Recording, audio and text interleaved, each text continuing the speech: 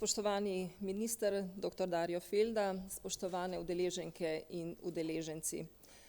Kot je bilo napovedano in povedano uvodoma, je današnja prva tematska konferenca projekta Prenova poklicnega izobraževanja namenjena osrednji temi, se pravi digitalnim in zelenim kompetencam, njihovemu uvajanju in udejanjanju v poklicnem in strokovnem izobraževanju in seveda potem na to vezano prenovo izobraževalnih programov srednjega poklicnega in strokovnega izobraževanja. Predvsem ta del umeščanja je nekako ključni del te prve faze prenove, ki jo bomo peljali v projektu.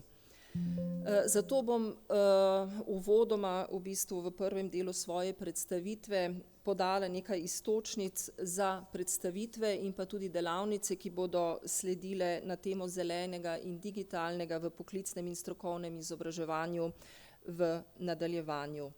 Jaz se moram zahvaliti vsem predhodnim govornikom, ki ste v bistvu povedali že vse bistvene stvari, ki jih želimo v bistvu, če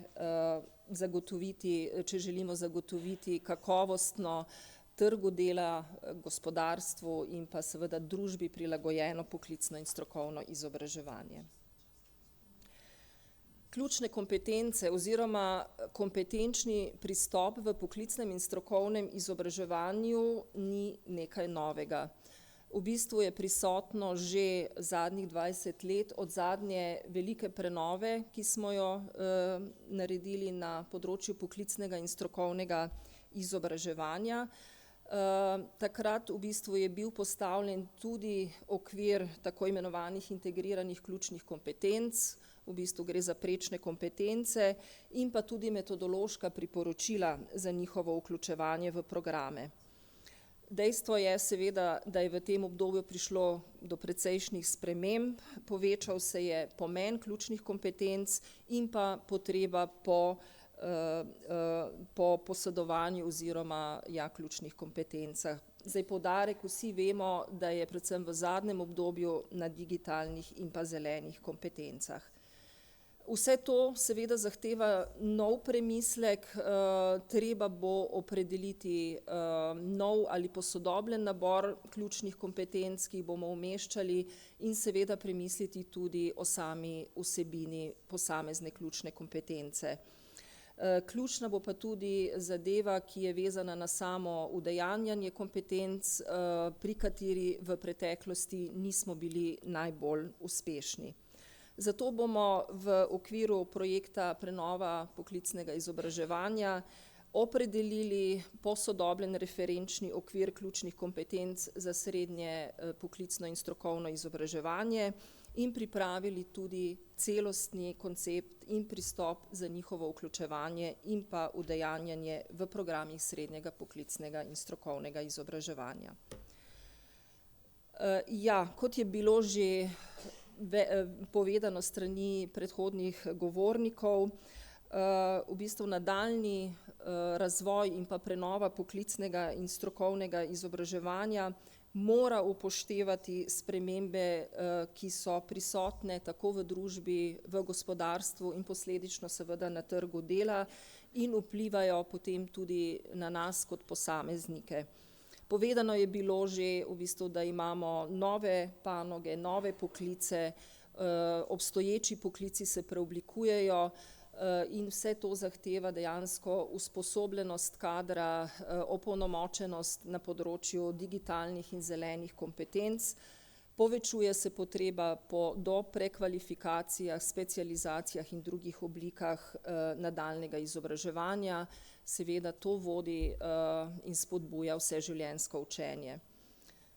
Smo del družbe, ki se je spremenila, naše vrednote so drugačne, omenjeno je bilo tudi, da imamo boljše možnosti za informiranost, drugačno komunikacijo in vse to nekako moramo v bistvu tudi z izobraževalnim sistemom podpreti, da bomo imeli opolnomočene posameznike, ki bodo lahko prepoznali prednosti, priložnosti, ki jih digitalni in zeleni prehod prinaša, hkrati pa tudi izzive, da bodo zmožni sprejemati prave odločitve. Poklicno in strokovno izobraževanje je že samo po sebi izredno kompleksen del sistema izobraževanja.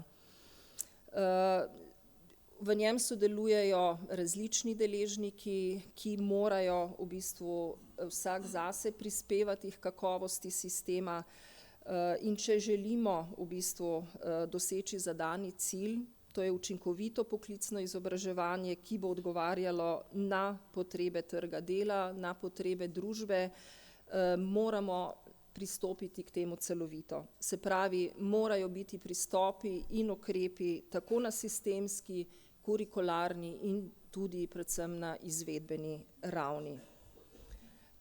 Za to shemo nekako sem skušala ponazoriti kompleksnost tega procesa, ki nas čaka. V bistvu, ja, potrebna je sistemska podpora, prilagajanje spremembam, ki so bile v bistvu izpostavljene.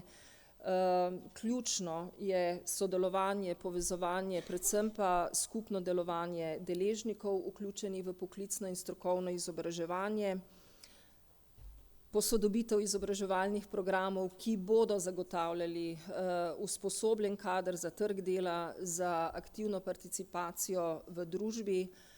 Šolski ekosistem, verjetno bomo morali nekako zagotoviti ta celostni pristop za uvajanje sprememb, ki vključuje tako organizacijo dela, pogoje dela, bolj okrepljeno sodelovanje z lokalnim okoljem, tudi na področju zelenega in digitalnega prehoda. Vsi, ki smo tukaj, pa se verjetno strinjamo, da brez usposobljenih in motiviranih izvajalcev ne bomo uspešni, in pa predvsem je ključ do tega sprememba miselnosti tako posameznika kot tudi družbe. Nekaj besed o modernizaciji poklicnega izobraževanja. Zdaj, povedano je že bilo, da s projektom podpiramo tako razvojne dejavnosti, ključna je seveda ta kurikularna prenova, bomo pa podpirali in že podpiramo z dejavnostmi tudi samo implementacijo na šolski ravni. Zdaj, ker glede na to, da ste dobili podroben opis posamezne aktivnosti z predvidenimi kazalniki in rezultati v vašem gradivu, samo par besed o posamezni aktivnosti. 5 teh osnovnih aktivnosti sestavlja naš projekt. Prva je namenjena prav razvoju poklicnega in strokovnega izobraževanja in pa prenovi srednješolskih programov. Povedano je bilo, ta končni rezultat je 25 prenovljenih programov srednjega poklicnega izobraževanja, prvih 5 pa bomo prenovili do zaključka naslednjega leta. Druga aktivnost je namenjena implementacijski ravni, se pravi ravni šole. Z dejavnostmi tukaj podpiramo kakovostno načrtovanje in izvajanje programov in v ta namen bomo razvili tudi didaktični model, ki bo podpiral premik od klasičnega k kompetenčno zasnovanemu načrtovanju in izvajanju pouka. Tretja aktivnost, dejavnosti so tukaj usmerjene predvsem v oceno obstoječega sistema vajeništva in pa tudi v ugotavljanje, ali imamo možnosti za širitev na višje nivoje, se pravi na srednje strokovno in višje strokovno izobraževanje in pa tudi na področje izobraževanja odraslih. Nadaljujemo pa tudi z razvojem modela usposabljanje za mentorje v podjetjih, s katero smo začeli že v preteklem projektu prenova poklicnega izobraževanja. V četrti aktivnosti pa vzpostavljamo učna mesta na 2 področjih, in sicer na zdravstveni negi in socialnem varstvu ter predšolski vzgoji. Razvili bomo pa tudi aplikacijo za učinkovito medsebojno komunikacijo in sodelovanje deležnikov, ki so v praktično usposabljanje vključeni, za načrtovanje, izvajanje in pa tudi potem samo evalvacijo. In kot 5. aktivnost je prenova višjega strokovnega izobraževanja, kar je bilo pa tudi že povedano, ni v bistvu kot tema na današnji konferenci, ampak smo opravili prvo razpravo že v preteklem tednu. Za zaključek mogoče še predstava o rezultatih v letošnjem letu in pa predvidenih aktivnostih in rezultatih, ki nas čakajo v letu 2024. Že v začetku leta, se pravi v marcu, smo nekako dosegli prve 3 predvidene rezultate, ki so bili vezani predvsem na opravljene analize posameznih segmentov poklicnega in strokovnega izobraževanja. Izdelana je bila analiza odprtega kurikula v izbranih programih srednjega in strokovnega izobraževanja, analiza za potrebe vzpostavitve digitalno podprtih učnih mest in pa analiza višješolskih študijskih programov. Zdaj do konca leta pa bomo zaključili s pripravo dokumentov, ki so v veliki meri podlaga za naše delo v naslednjem letu. Zdaj tukaj bi izpostavila predvsem izhodišča, ki so bila že omenjena za posodobitev programov srednjega poklicnega izobraževanja. Zdaj v tej prvi fazi bo poudarek na iskanju rešitev za umeščanje, kot je že bilo rečeno, digitalnih, zelenih in pa seveda tudi drugih ključnih kompetenc, ki so pomembne, na, bom rekla, uskladitvi predmetnikov na posameznih ravneh izobraževanja. Bomo pa tudi nadgradili metodologije za pripravo kurikularnih dokumentov.